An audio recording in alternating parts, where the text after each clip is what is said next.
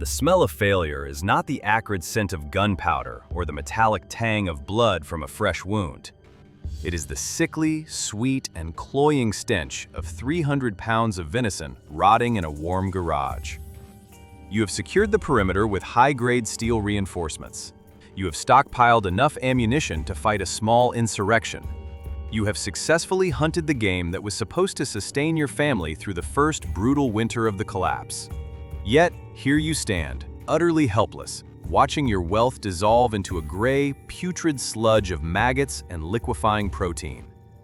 The electrical grid has been dead for 72 hours, and the ruthless laws of thermodynamics have come to collect their debt. You placed your blind faith in the refrigerator, a fragile appliance dedicated on a complex and crumbling global infrastructure to fight the relentless march of entropy. You lost. While you were hoarding gold coins and worrying about stock market crashes, the microscopic army of Clostridium botulinum and Salmonella was preparing to invade your food supply. Starvation does not care about your tactical gear.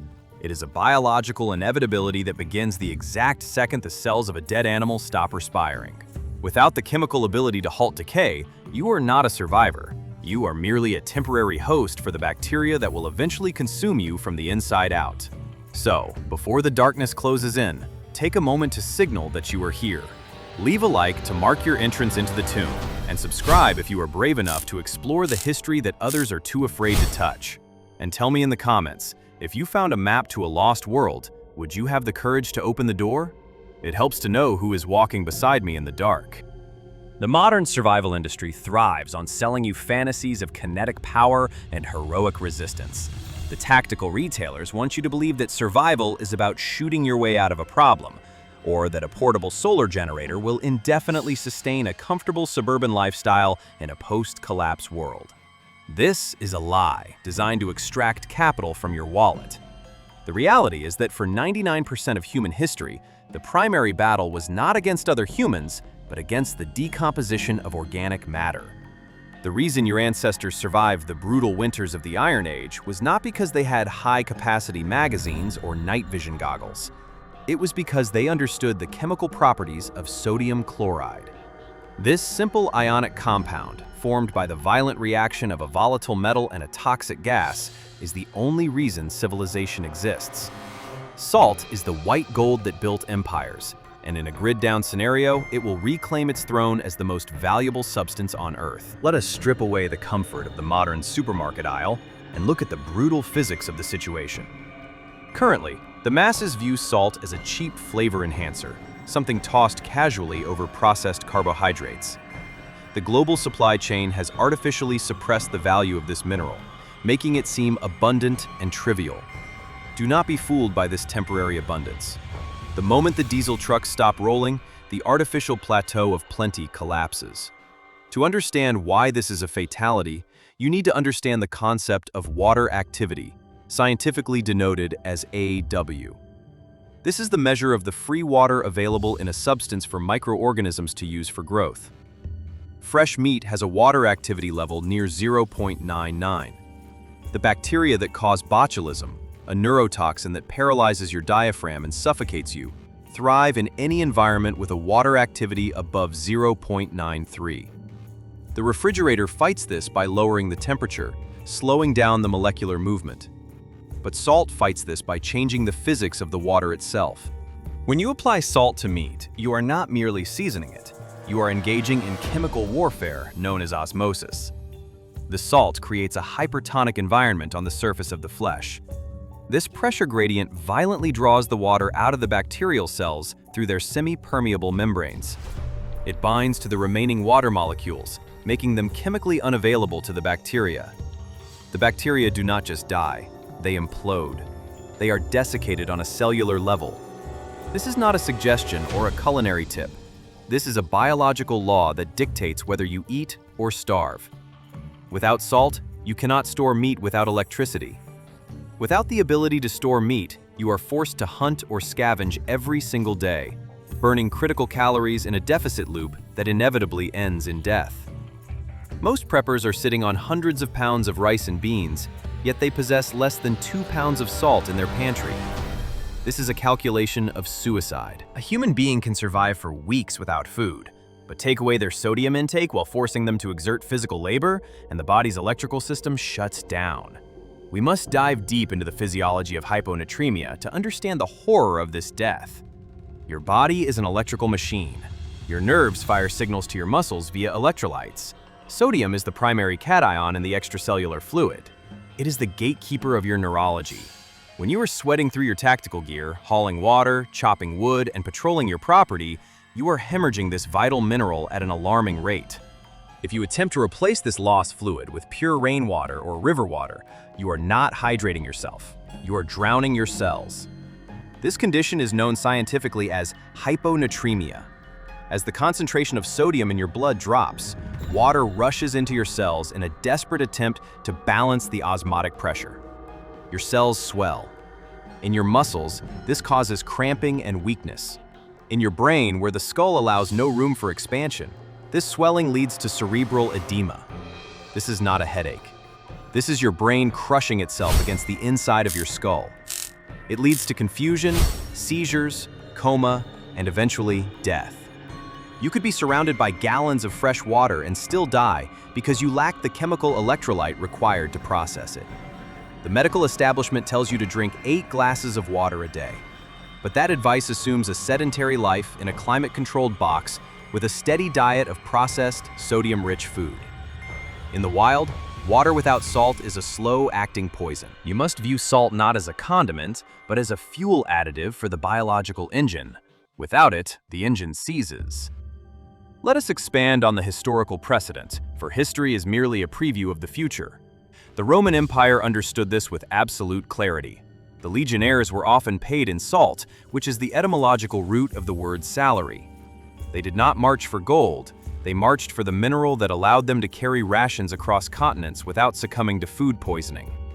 The phrase, "worth his salt," is not a metaphor. It was a literal evaluation of a man's value in relation to the substance that kept him alive. During the American Civil War, salt shortages were a critical factor in the defeat of the Confederacy.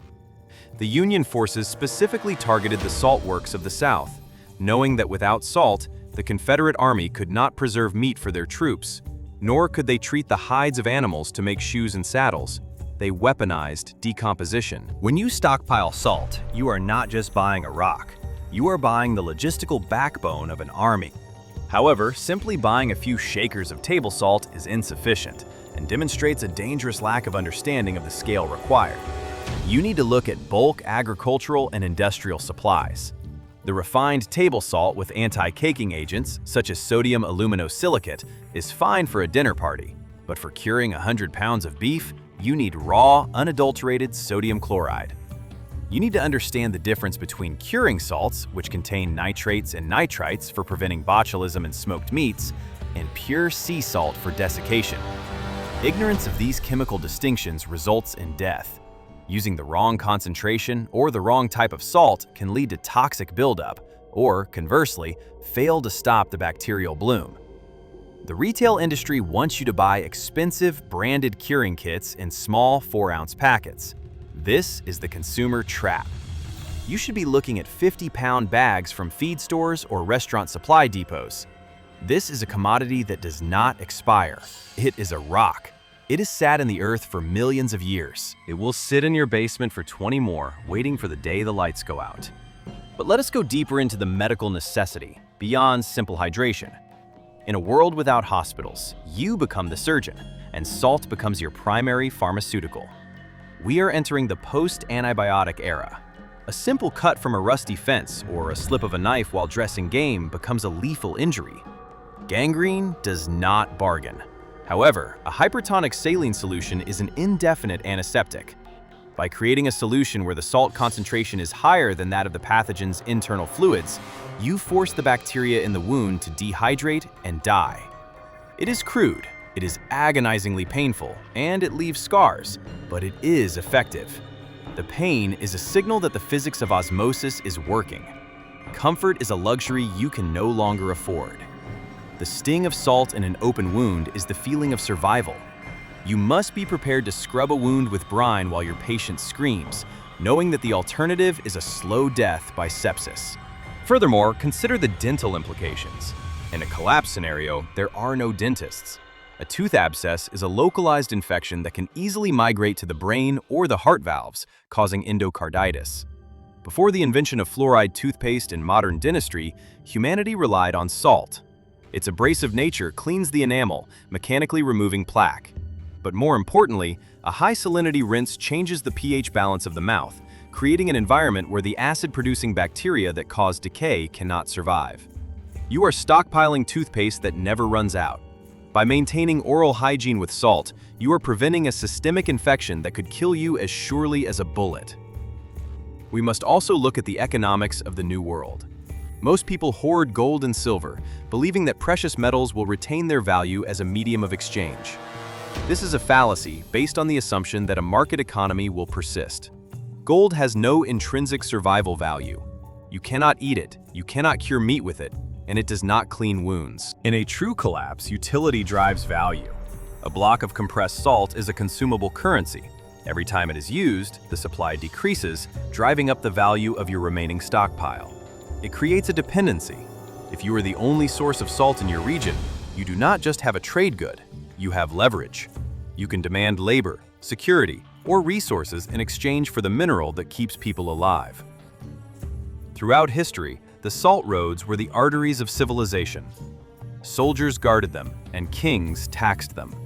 The French Revolution was sparked, in part, by the gabelle, a hated tax on salt. People died to avoid paying it, and people killed to possess it. He who controls the salt controls the preservation of life. You need to shift your mindset from a consumer of goods to a supplier of essential chemicals. Consider the gray man theory of survival, blending in and not drawing attention to yourself. Trading a rifle or a box of ammo is high risk. You are arming a potential adversary. Trading gold is risky. It signals you have wealth worth taking. But trading a half-pound bag of salt? It is low profile. It is consumable, meaning the recipient will come back for more.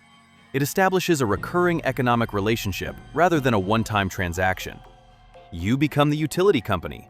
You are the source of the consumable that they cannot replicate. They can reload ammo if they have the components. They can grow potatoes, but they cannot synthesize sodium chloride. Unless they live near the ocean or a salt mine, they are chemically dependent on existing stocks. By holding those stocks, you hold a leash. Now, we must address the specific sourcing strategy to avoid the prepper tax. The industry knows you are afraid, and they price their products accordingly. Survival-branded salt is marked up 300%. Do not fall into the trap of buying small, iodized containers from the grocery store. Iodine is an impurity that can cause discoloration and poor results in long-term meat curing.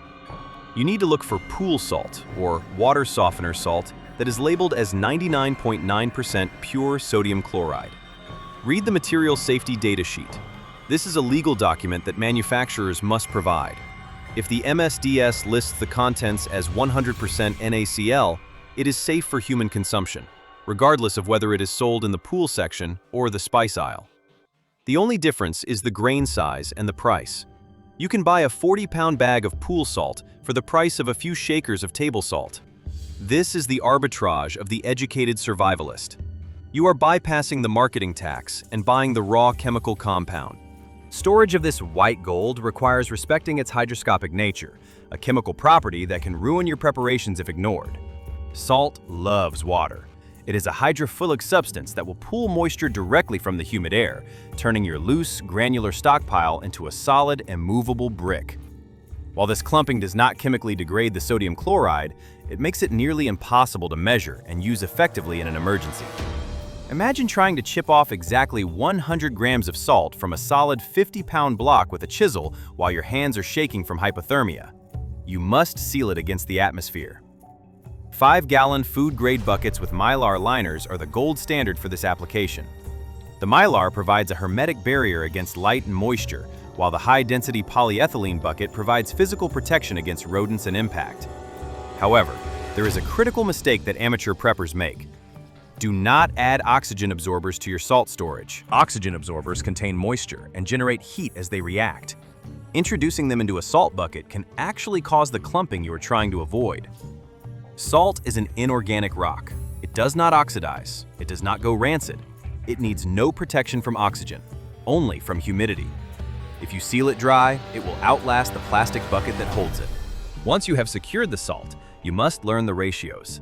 For in preservation, chemistry is not a suggestion. Memorize the brine charts.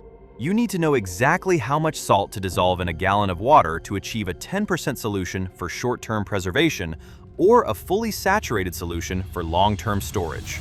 You need to know the technique of dry curing, burying meat completely in salt to draw out moisture over weeks. This is not intuition, this is stoichiometry. If you use too little, the center of the meat rots because the osmosis did not reach the core. If you use too much without a subsequent soaking phase, the meat becomes inedible and requires extensive freshwater rinsing before consumption, wasting the very water you are trying to conserve. Precision is the difference between a meal and food poisoning. You must practice this now while you can afford to ruin a piece of meat. Do not wait until your family is starving to attempt your first cure. The learning curve of curing meat is paved with wasted protein. There is another industrial use for this mineral that the modern world has forgotten, one that relates to the tanning of hides. If you are hunting specifically for survival, you cannot afford to waste the skin of the animal. Modern clothing is fragile. Synthetic fibers melt near fire and tear on thorns. Cotton kills in the cold when wet. Leather is durable, windproof, puncture-resistant, and renewable. But a raw hide is just a sheet of rotting protein. The moment the animal dies, bacteria begin to attack the hair follicles. If you do not stop this process immediately, the hair will fall out, a condition known as slipping, and the skin will decay into useless slime. Salt is the first step in the tanning process. It locks the hair follicles and sets the structure of the collagen fibers by drawing out the interstitial fluid. You need approximately 1 pound of salt for every pound of hide. If you envision a long-term scenario where you are manufacturing your own boots, belts, or holsters because the factories in China have stopped shipping, your salt stockpile is your primary industrial resource. You are not just a butcher, you are a tanner, and salt is your chemical agent. Furthermore, we must discuss the strategic use of salt in agriculture and hunting, specifically regarding the behavior of herbivores. Animals crave sodium just as humans do. In the wild, deer and elk will travel miles to find natural mineral licks. You can weaponize this biology. By creating artificial salt licks on your property or in your hunting grounds, you are altering the migration patterns of the local game. You are bringing the food source to you. This is not fair chase sport hunting. This is survival harvesting. A 50-pound block of salt buried in a stump can attract game for years. It turns your area into a resource hub for the local wildlife. In a grid-down scenario, calories are the only currency that matters, and salt is the magnet that attracts those calories. For those planning to raise livestock, the equation becomes even more critical. Cows, goats, and sheep require supplemental sodium to produce milk and meat. A lactating cow has a massive sodium requirement. If you cut off the supply of salt blocks to your livestock, their milk production will drop, their growth will stunt, and they will become susceptible to disease and pica, a disorder where they eat dirt or wood in a desperate attempt to find minerals. Your herd is a battery of stored energy. Salt is the electrolyte that keeps that battery charged. Without it, your investment in livestock becomes a liability. You will watch your animals waste away, not from lack of grass, but from a chemical deficiency that you failed to predict. Let us return to the human element and the psychological impact of salt deprivation, the silent killer that no one discusses in the forums. We often focus on the physical cramping, but the neurological decline is far more insidious. The human brain runs on an electrochemical gradient maintained by sodium and potassium ions. This is the sodium-potassium pump that exists in every cell membrane. When sodium levels drop critically low, a condition exacerbated by the stress sweat of survival and a diet of scavenged, low-sodium plants, cognitive function deteriorates rapidly. Apathy sets in. You stop caring about security protocols. You forget to boil your water. You sleep through your watch.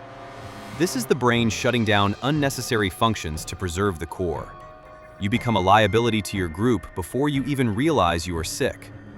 By ensuring a steady intake of sodium, you are not just seasoning your food, you are maintaining the voltage of your mind. you are keeping the electrical grid of your consciousness online while the world around you goes dark. Furthermore, let's dismantle the myth of the hunter-gatherer paradise. The romantic notion that you will simply wander the woods and pluck berries is a death sentence. Most wild plants are calorically categorized as negative calories, meaning you burn more energy finding, chewing, and digesting them than they provide. The only high-density energy source in the wild is fat and protein from animals. But hunting is unpredictable. You might kill a deer today and then not see another for 3 weeks. The feast and famine cycle is the historical norm. Without salt to bridge the gap between the kill and the consumption, you are trapped in the famine phase for the majority of your existence. Salt flattens the curve of starvation. It allows you to bank the surplus of a successful hunt and withdraw it during the lean weeks. This is the fundamental basis of banking, applied to biology. You are depositing energy into a savings account made of muscle fibers and sodium chloride. There is a final, darker application that we must acknowledge: the disruption of tracking. In a scenario where you are being pursued, whether by dogs or by men using dogs, your scent is your betrayal.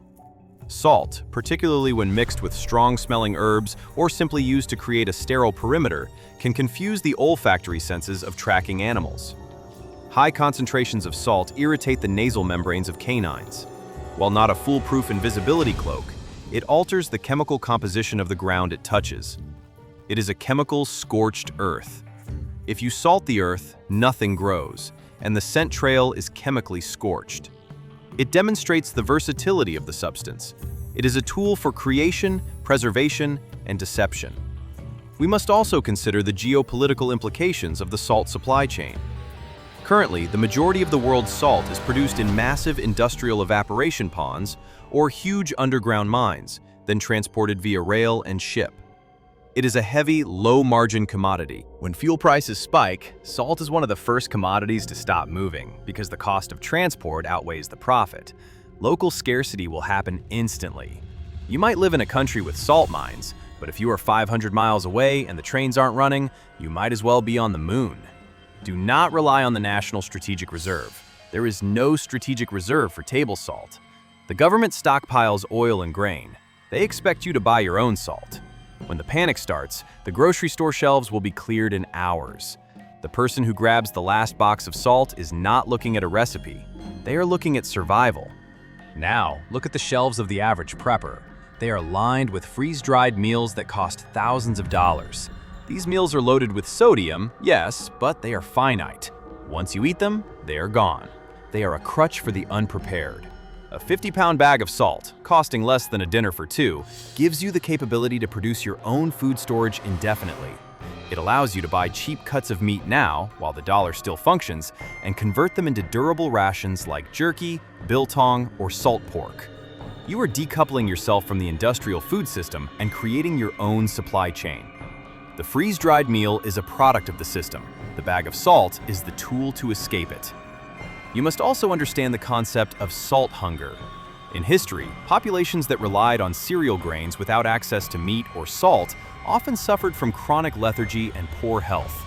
The human body has a specific appetite for salt that is separate from hunger for food. If you are surviving on a stockpile of wheat and rice, you will develop an intense, maddening craving for salt. This craving will drive you to take risks. You will trade valuable ammunition or reveal your location just to get a taste of brine. By stockpiling it now, you are inoculating yourself against this psychological weakness. You are ensuring that your decision-making remains rational, not driven by a chemical deficiency. In the final analysis of Part 2, we must look at the versatility of salt in infrastructure maintenance. In winter, ice is a hazard that breaks bones. A broken leg in a survival scenario is a death sentence. There is no ambulance. There is no orthopedic surgeon. You heal crooked or you die of an embolism. Salt lowers the freezing point of water. It keeps your walkways clear. It keeps your water troughs from freezing solid. It is a preventative medicine against trauma. It is a tool that allows you to manipulate the physical environment to suit your needs. We have analyzed the chemistry of survival and the biology of preservation, but now we must confront the most terrifying variable of all, which is the fragility of the global supply chain. You live in an illusion of abundance. When you walk into a grocery store and see shelves stacked with sodium, you are not seeing the product of a stable system. You are seeing the result of the just-in-time logistics model, a precarious dance of digital algorithms that operates on razor-thin margins. The price of salt is a lie. Currently, a 50-pound bag costs less than $10. This price does not reflect the value of the mineral. It reflects the artificially low cost of fossil fuels used to transport it. Salt is heavy. It has a terrible value-to-weight ratio for logistics companies. When the energy crisis hits and diesel prices skyrocket, trucking fleets will prioritize high-value, low-weight cargo like electronics. Salt will be the first commodity abandoned by the logistics network. It will simply become too expensive to move a rock across the continent. You might know that there is a salt mine in Utah, but if the trucks stop running, that mine might as well be on Mars. This geographical dislocation is the trap. The modern world has centralized production to maximize efficiency, but in doing so, it has destroyed local resilience. Do not rely on the government to save you. The strategic national stockpiles contain crude oil, grain, and medical supplies, but there is no strategic reserve for table salt. The government assumes the commercial market will always function. This is a fatal assumption. When the panic starts, the grocery store shelves will be stripped bare in less than 4 hours.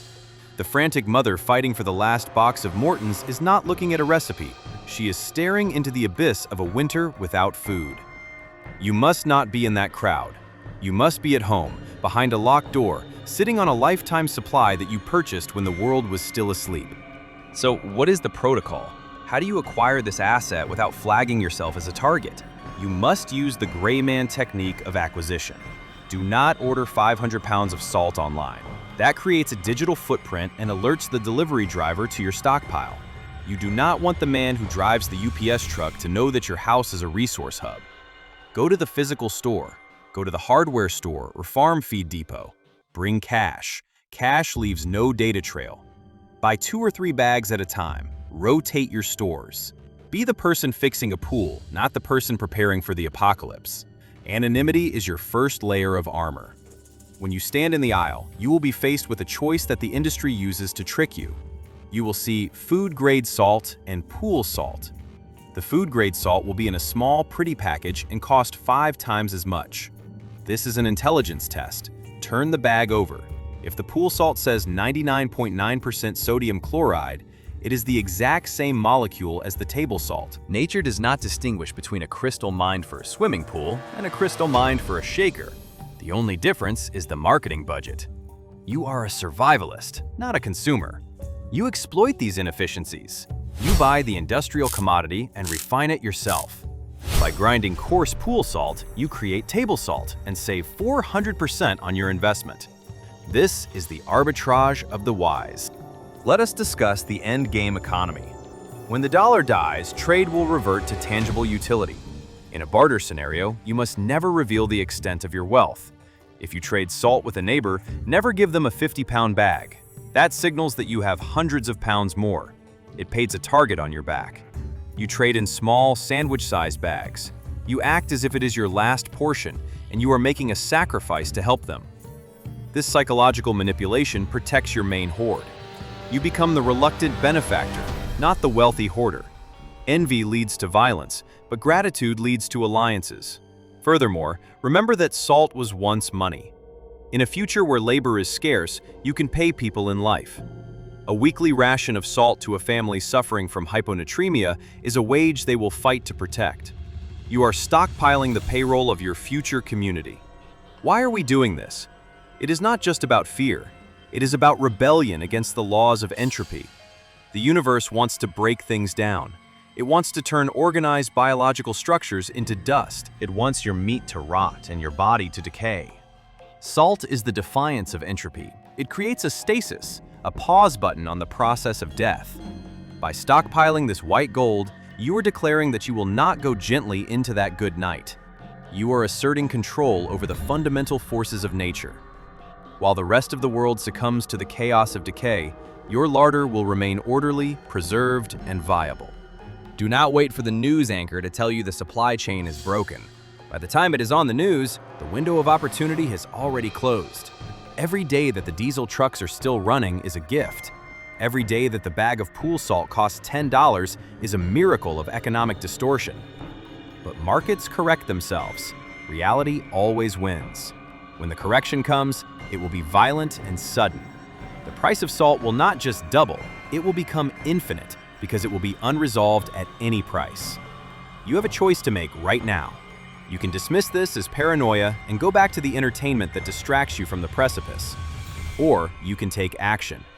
You can drive to the store today, buy the bags that are heavy, ignore the stares of the cashier who wonders why you need so much pool salt in the middle of winter. Let them stare. They do not see the storm on the horizon. They see a bag of chemicals. You see the future.